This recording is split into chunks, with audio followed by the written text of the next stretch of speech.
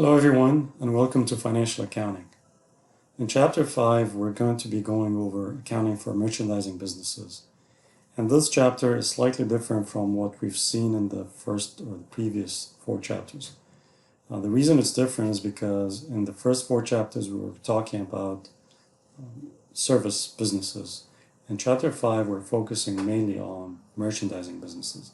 And these are the businesses that buy products and sell them as is, without any kind of transformation. So basically the accounting cycle is going to be very similar, but we're going to get introduced to a new kind of revenue and a new kind of expense. The new revenue is sales, and the new kind of expense is called cost of goods sold. And these are things that we don't really see in a service business. So let's talk a little bit about the nature of merchandising businesses. So, as it says here, the activities of a service business differ from those of a merchandising business. These differences are reflected in the operating cycles of the services and merchandising businesses as well as the financial statements. So let's look at the operating cycle. So what is meant by the operating cycle? The operating cycle is the process by which a company spends cash, generate revenue, and receive cash either at the time the revenues are generated or later by collecting an accounts receivable. The operating cycle of a service and merchandising businesses differ, and the reason they are different is that a merchandising business must purchase merchandise for sale to customers. In a service business, we don't need to sell anything. So let's see this diagram just to see how a merchandising business cycle would look like. So we start with cash, and this is the first thing that they have here. Then we go to purchasing merchandise, and we need to purchase merchandise first so we can be able to sell them. And once we have the merchandise, we can sell it, and then we generate sales. Sometimes we get the cash back again, and this would take us right up to cash. And in many cases, we get a promise from the customer to pay us in the near future, and we call that accounts receivable. And then when the accounts receivable are due, usually within a month, we have the collection, and the collection, once we do the collection, we get the cash. So the time and days to complete an operating cycle differ significantly among merchandise businesses. So one business might be different from another. If you compare a grocery store to a jewelry store, their operating cycle is way different. For example, grocery items such as milk have a very short operating cycle and must be sold within their expiration date of a week or 2. If we keep them longer than that, they can go bad. And that's why the operating cycle in a grocery store is very quick.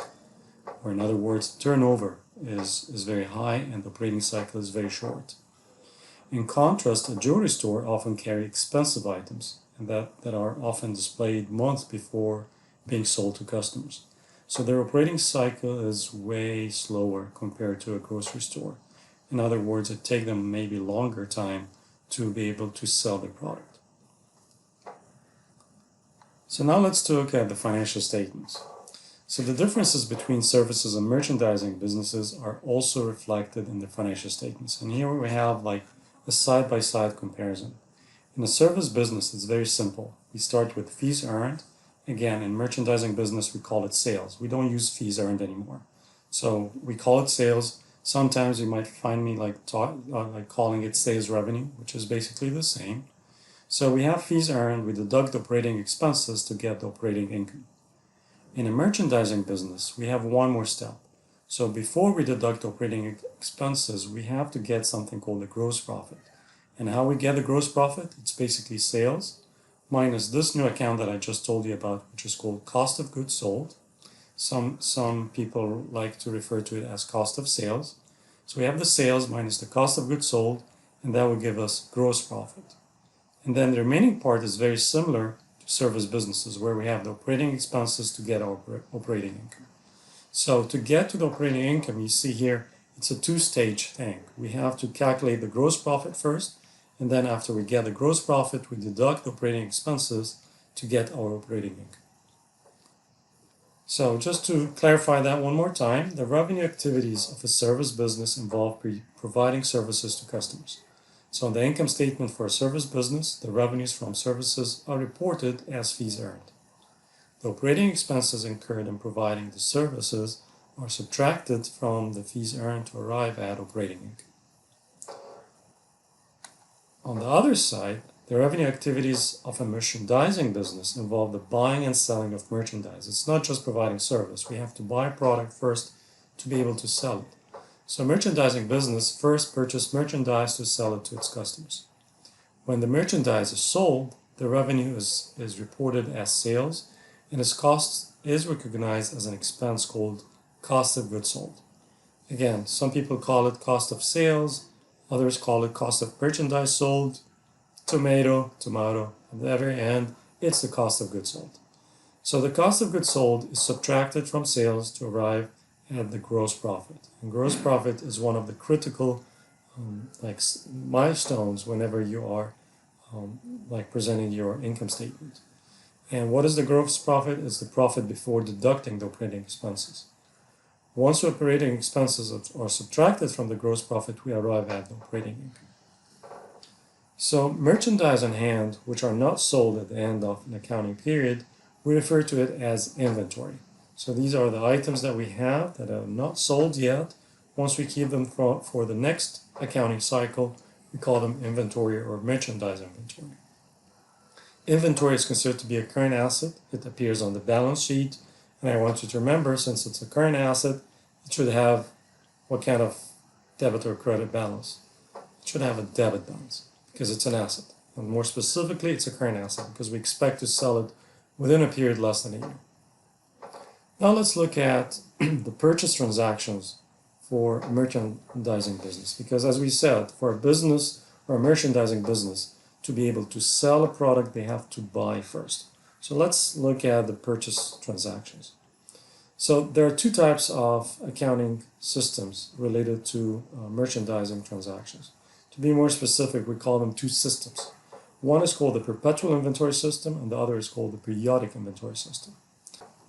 In the perpetual inventory system, each purchase and sale of merchandise is recorded in the inventory account and related subsidiary ledger. So in this way, the amount of merchandise available for sale and the amount sold are continuously, or in other words, perpetually, updated in the inventory records.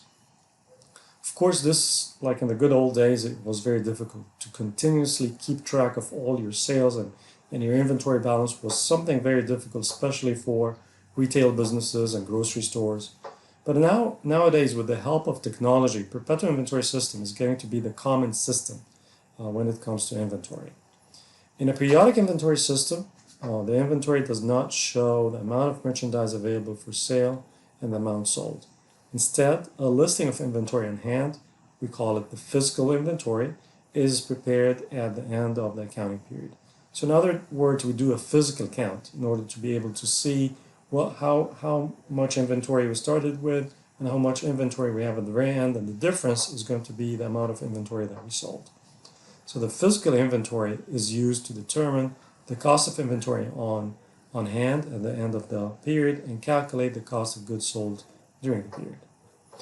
One thing I want you to be aware of, from now on, we are going to focus mainly on the perpetual inventory system. The periodic inventory system is part of the appendix. For those of you who would major in accounting, or in other words, they want accounting to be their major, as you go up in different levels and in your accounting program, you would have to learn more about the periodic inventory system. But for the sake of this class, our main focus would be only on the perpetual system for two reasons. It's the system that's used for businesses with a small amount of inventory, things like a car dealership or a jewelry store. And it's also used nowadays with the help of technology in retail businesses and grocery stores. So technically, perpetual inventory system is going to be the common system used among most businesses. So now let's see some transaction. Let's see how the purchase transaction will be recorded. So under the perpetual inventory system, cash purchases of merchandise are recorded as follows, where we have a transaction that took place on January 3rd where the business purchased inventory. So what we're going to do is that we debit inventory and we credit cash. And the simple justification for that. Remember, inventory is an asset. And when we buy inventory, it's increasing. It has a debit nature. So it goes on the debit side. It's increasing on the debit side. And we bought this by paying cash. So what's going to happen to cash? Cash is going to go down. And it's also another asset. So when assets go down, they get recorded on the credit side. So here we just have a brief note that says purchase inventory from Boeing Company using cash. And you can see here we debited and credited the same value, which is $25.10. So what if we purchased on account? So if we purchase merchandise on account, then there's no cash involved, but we still have inventory. So we debit inventory, and again, the same justification. Inventory is an asset, it's increasing, and assets, they like to increase on the debit side. So that's why we're debiting inventory. And then for accounts payable, we have it on the credit side. Remember, accounts payable, it's a promise from us to our vendors or suppliers to pay them in the near future. It's a liability. Is this liability increasing or decreasing? It's actually increasing because we are buying inventory. So since inventory is increasing, we are going to credit it because inventory, they like the credit side. This is their favorite side. So whenever they go up on the credit side. So we debited inventory, credited accounts payable for the same value, which is $92.50. And here again, we have a brief explanation, purchase inventory on account.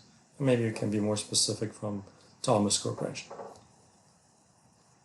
So the terms of purchases on account are normally indicated on the invoice or bill that the seller sends on the buyer. So let's see an example for an invoice. So here we have a company called Alpha Technologies. They have their address in San Jose, California. And this is their invoice number, 106-8. And they sold us, remember, our company's name is Net Solutions. We are in Cincinnati, Ohio. And we have a purchase order or customer order number here is 412. And we made an order on January 3rd. The date they shipped these items was January 5th. How they ship it, using this company called US Express Trucking Company. And the terms is 2/10, N/30. And I'll come back to this to explain it in a little bit more details. And then the invoice date is the same date as the shipping date. It's January 5th, 2019. It's from San Jose to Cincinnati. And see here it says free on board Cincinnati. So Cincinnati here is the destination. We call that free on board destination because it's going to Cincinnati. So in other words, it's going to be transferred to the buyer once it reaches the buyer warehouse, which is us. While it's in transit, it's still owned by Alpha Technologies. Sometimes we see here free on board San Jose. If it's free on board San Jose, that we are the ones who are responsible for the shipping. So the shipping cost, insurance, and everything is our responsibility. And we call that free on board shipping point versus free on board destination. You see here the description of what we purchased, our quantity of these kind of printer fax copiers. And it seems like it's a one unit that has 3 functions. And the unit price is $150 for a total value of $3,000, which is 150 multiplied by 20. So that's a typical invoice that we can expect to see in any business. So what is this 210 net 30, or we call it 210 N30 or net 30? This is a way of trying to encourage us to pay the balance, the $3,000, a little bit sooner. So what it says here, they're offering us 2% discount if we paid within 10 days. Otherwise, the whole balance or the entire balance has to be paid in 30 days. And that's called to be the terms of this invoice, or the terms of the sales. In this case, in terms of our purchase. It's 210 net 30. It means like we can get 2% discount if we paid within the first 10 days. Otherwise, we have to pay within 30 days. Okay, we'll talk about that more. So the terms for when payments for merchandise are to be made, these are called the credit terms. If payment is required on delivery, the term are cash or net cash. In some cases, this This is the case if there's no kind of trust, or if the buyer is someone who doesn't have a very good relationship with the vendor. Otherwise, the buyer is allowed an amount of time known as the credit period in which to pay. So the credit period usually begins with the date of the sale as shown in the invoice, and we've seen that. So in the next video, I'm going to talk more about the purchase discount, and we'll see how the 210 net 30 would apply. All right, so I'll come back shortly to you.